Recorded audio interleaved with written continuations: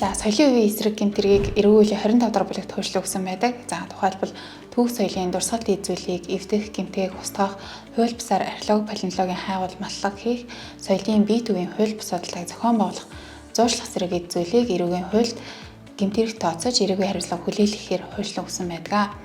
За Дундгой аймаг нь соёлын бие дүүгэр баялаг нутаг юм. За үүнтэй холбогдуулаад Дундгой аймгийн хэмжээнд соёлын үеийн эсрэг гэмтэрэг цөөнгүй үлддэг. За жишээлбэл Тус аймгийн Сайн цагаан сумын нутаг дэвсгэрт эртний 2 булшиг нэр бүхий этгээдүүд устгасан гэмтээсэн гэх гэмтэрэгт Дундгой аймгийн прокурорын газраас бол хяналт тавин ажилласан байгаа.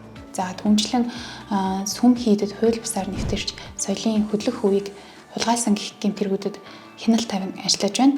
За эргэж соёлын үеийн эсрэг гэмтэргийн талаар хэрэгцээ мэдлэггүйгээс хөдөө орон нутагт аялал зугаалгаар явахдаа хөшөө дурсгал дээр юм бичих, за юм зурах, за эсвэл сүү тас асгах зэргээр соёлын бие дүүгөө эвдэж гэмтээж устгаж байдаг. За түүнчлэн альва археологийн ололвор олдсон тохиолдолд энийг хуулийн дагуу бүртгүүлжүүлэх шаардлагатай гэдгийг мэддэггүй улмаас энэ гэмтэрэгт бол холбогдох тохиолдлууд бол цөөнгүй гардаг.